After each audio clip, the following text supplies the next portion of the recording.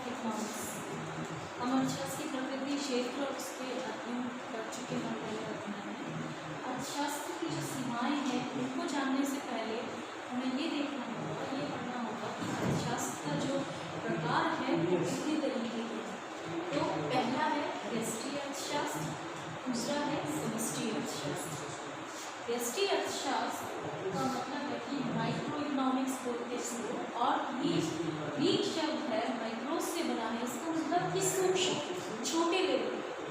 और समष्टि अर्थशास्त्र यानी कि समस्त अर्थव्यवस्था का अध्ययन, माइक्रो इकोनॉमिक्स, व्यापक स्तर में अध्ययन और बहुत बड़े स्तर पे अध्ययन। व्यष्टि अर्थशास्त्र में जहाँ हम सूक्ष्म कहते हैं, वहीं समष्टि अर्थशास्त्र में हम व्यापक स्तर पर आर्थिक क्रियाओं का अध्ययन करते हैं। और यहाँ केवल हम क्रियाओं का अध्ययन करते हैं, उन्हीं आर्थिक इकाइयों का अध्ययन करते हैं जो केवल व्यक्तिगत होती हैं, बहुत छोटे स्तर पर होती है, जैसे कि परिवार, फर्म, इंडस्ट्री। ठीक है। और कीमत सिद्धांत, व्यक्तिगत आर्थिक इकाइयों के अध्ययन को हम कीमत सिद्धांत भी कहते हैं। जो प्राचीन अर्थशास्त्री थे जैसे कि मार्शल और पीकू, उनका कहना था कि व्यक्तिगत इकाई पर जब अध्ययन करते हैं तो उसका मतलब ये हुआ कि मानव के भौतिक कल्याण को बढ़ावा देना। लेकिन जब आधुनिक अर्थशास्त्री आए, उन्होंने ये बताया कि अर्थशास्त्र तो चुनाव और चयन की प्रक्रिया है, यानी कि हमको चयन करना है, हमको जो हमारे पास रिसोर्सेज हैं, अर्थव्यवस्था की जो मुख्य समस्या है, जो बात कही जाती है वो ये है कि उपभोक्ता के पास या उत्पादनकर्ता के पास संसाधन बहुत सीमित होते हैं और लिमिटेड होते हैं। और उन सीमित संसाधनों के मध्य ही जब हमारे पास रिसोर्सेज बहुत सीमित हैं, संसाधन बहुत सीमित हैं और हमारी जो आवश्यकताएं हैं वो क्या है, वो बहुत असीमित है।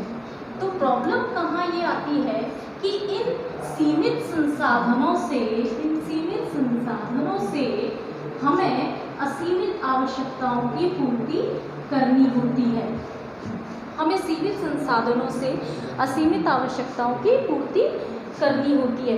तो इन हमारे जो लिमिटेड रिसोर्सेज हैं उनमें हम चयन करते हैं कि हमारी जो आवश्यकताएं हैं उनकी प्रायोरिटी लिस्ट क्या है, दूसरा बाजार में कीमत किस स्तर पे है, और यदि हम एक उपभोक्ता हैं तो हमको ये निश्चित करना पड़ेगा कि बाजार में दी हुई कीमत पर और हमारी दी हुई निश्चित आमदनी में हम कितनी चीज़ों को खरीद सकते हैं और किस हिसाब से खरीद सकते हैं। ये सब जो व्यक्तिगत आर्थिक इकाइयाँ हैं, यानी कि हम एक परिवार का अध्ययन करते हैं, परिवार में उस परिवार की आमदनी कितनी है, उस परिवार की आवश्यकताएं कौन कौन सी हैं, उसमें कौन कौन सी प्रायोरिटी पे पहले है, तो ये चयन हमको करना होता है। फिर आता है फर्म, कि एक फर्म और उद्योग किस हिसाब से कितनी उत्पादन लागत पर अपना उत्पादन करे कि उसको लाभ हो, यदि उसको हानि हो रही है तो वो क्या करे,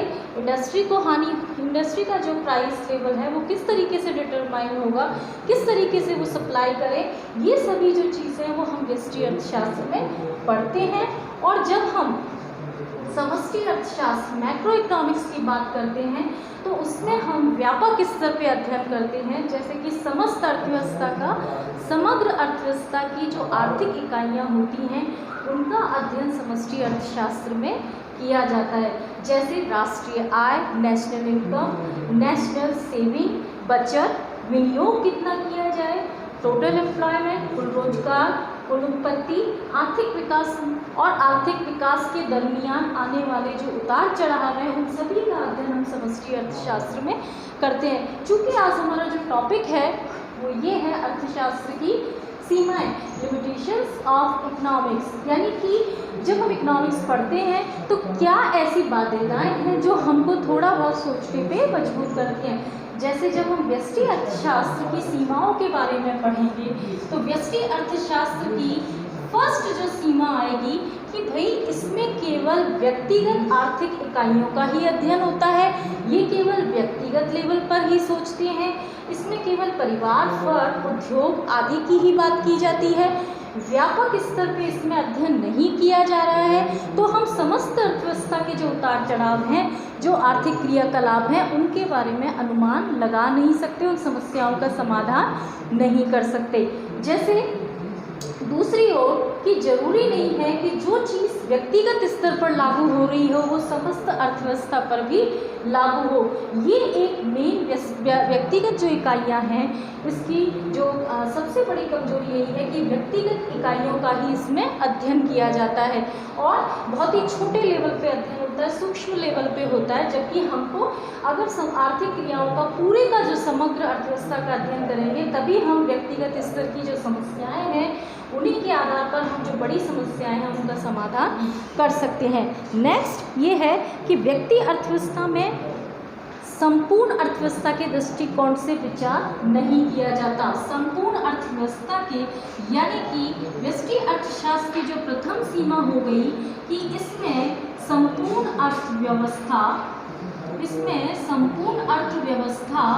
के दृष्टिकोण से विचार नहीं किया जाता। संपूर्ण अर्थव्यवस्था के दृष्टिकोण से विचार नहीं होता। संपूर्ण अर्थव्यवस्था का दृष्टिकोण नहीं, इसमें केवल ओनली व्यक्तिगत यानी कि छोटी लेवल की इकाइयों के आधार पर ही विचार किया जाता है। जो इसकी सबसे बड़ी लिमिटेशन हो गई व्यष्टि अर्थशास्त्र की, वो क्या हो गई कि संपूर्ण अर्थव्यवस्था का जो दृष्टिकोण है उस पर विचार नहीं होता। केवल किस पे विचार होता है? ओनली व्यक्तिगत इकाइयों पे। तो जो बहुत सारी जो समस्याएं हैं उनका हम समाधान नहीं कर पाते हैं। अब हम आते हैं समष्टि अर्थशास्त्र पर। समष्टि अर्थशास्त्र की जो सीमा है, तो समष्टि अर्थशास्त्र में क्या दिक्कत है कि हम समस्त अर्थव्यवस्था का अध्ययन करते हैं, समस्त व्यापक स्तर पर अध्ययन करते हैं। इसमें जो व्यक्तिगत इकाइयों का जो अध्ययन है वो इसमें इतना डीपली नहीं, बल्कि इसमें सोचा जाएगा बड़े लेवल पे सोचा जाएगा, व्यापक स्तर पे सोचा जाएगा।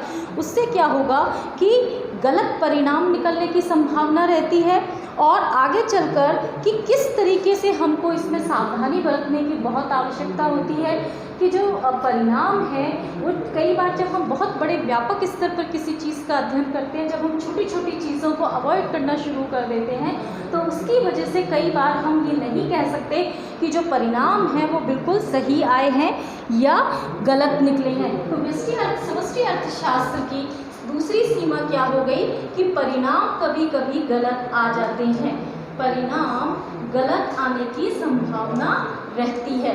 यानी कि समष्टि अर्थशास्त्र की जो लिमिटेशंस है सबसे बड़ी वो ये है कि जब हम इसका अध्ययन करते हैं तो इसमें परिणाम जो है वो कभी कभी गलत आने की संभावना होती है। क्यों? क्योंकि हम छोटी छोटी इकाइयों को हम इसमें इतना ज़्यादा इंक्लूड नहीं कर पाते, बहुत बड़े लेवल पे विचार करते हैं। दूसरा ये है कि जरूरी नहीं है, समष्टि अर्थशास्त्र की एक सबसे बड़ी जो लिमिटेशंस है वो ये है कि ऐसा जरूरी नहीं है कि जो बात व्यक्तिगत स्तर पर लागू होती है वो समस्त इकोनॉमिक्स या समस्त अर्थव्यवस्था पर भी सही लागू हो। यानी कि जो इनके बीच जो विरोधाभास की जो स्थिति है, जो एक विरोधाभास पैदा होता है। फॉर एग्जाम्पल, जब हम ये बोलते हैं कि एक व्यक्तिगत व्यक्ति यदि बचत करता है तो वो बहुत अच्छा माना जाता है, इसको सोसाइटी में सेविंग को बहुत अच्छा माना जाएगा। लेकिन इसी सिद्धांत को हम यदि समष्टि अर्थशास्त्र में लागू करें, इट मीन्स यदि समग्र अर्थव्यवस्था यानी कि सारे जो लोग हैं वो सारे के सारे लोग यदि सेविंग करने लग जाएंगे तो क्या होगा? उससे उत्पादन प्रक्रिया, पूरी सप्लाई और उपभोग, इसमें कहीं ना कहीं कमी आएगी। मान लीजिए कि व्यक्तिगत स्तर पर एक व्यक्ति बचत कर रहा है, बहुत अच्छा है, लेकिन यदि सारे के सारे व्यक्ति यदि सेविंग करने लग जाएंगे तो उससे परचेसिंग पावर नहीं होगी, उससे कंजप्शन नहीं होगा, डिमांड नहीं होगी। किसी चीज़ की जब डिमांड नहीं होगी तो उसकी सप्लाई जो है वो भी रुक जाएगी, और सप्लाई जब रुक जाएगी तो जो प्रोड्यूसर है वो उत्पादन कहीं ना कहीं रिड्यूस करेगा। और जब कोई भी प्रोड्यूसर किसी भी प्रोडक्शन का जो प्रोड्यूसर है वो प्रोडक्शन जब रिड्यूस करता है तो उसके साथ साथ कहीं ना कहीं वो मज़दूरों को भी नौकरी से निकालता है। यानी कि आप देखिए उससे अनएम्प्लॉयमेंट बढ़ेगा तो लो लेवल ऑफ इनकम आएगा। तो ये जो सर्किल है वो एक स्टार्ट हो जाता है। तो ज़रूरी नहीं है कि जो बात व्यक्तिगत इकाइयों पर सही लागू हो रही है, वो समष्टि अर्थशास्त्र पर भी सही लागू हो। जैसे कि बचत एक बुराई, सभी लोग यदि बचत करेंगे तो वो बुराई होती है, लेकिन यदि एक व्यक्ति बचत करेगा तो वह बात अच्छी मानी जाती है। तो इस तरीके के जो विरोधाभासी तथ्य जब हम देखते हैं तो ये एक समष्टि अर्थशास्त्र की लिमिटेशंस है। इसके आधार पर हम ये कहते हैं कि जब बहुत ज़्यादा प्रतियोगिता होती है मार्केट में, तो कट्टर जब प्रतियोगिता होती है तो कार्यकुशलता बढ़ती है, ये बात ठीक है। लेकिन यही चीज़ व्यक्तिगत इकाइयों पर इतना लागू नहीं होती। जब वो सरवाइव नहीं कर पाती हैं तो वो अपना प्रोडक्शन बंद कर देती हैं, और उनका प्रोडक्शन जब बंद हो जाता है तो कहीं ना कहीं उससे अनएम्प्लॉयमेंट बढ़ेगा और उससे आय भी कम होगी। तो व्यष्टि अर्थशास्त्र और समष्टि अर्थशास्त्र की जो लिमिटेशंस है, पहली व्यष्टि अर्थशास्त्र की जो लिमिटेशंस है कि इसमें संपूर्ण अर्थव्यवस्था के दृष्टिकोण से विचार नहीं किया जाता, और समष्टि अर्थव्यवस्था में क्या होता है, समष्टि अर्थशास्त्र में, कि कई बार परिणाम जो है वो गलत आ जाते हैं, और ज़रूरी नहीं है कि जो बात व्यष्टि अर्थशास्त्र या व्यक्तिगत इकाइयों पर सही लागू हो रही हो वो समस्त अर्थव्यवस्था पर भी लागू हो रही हो।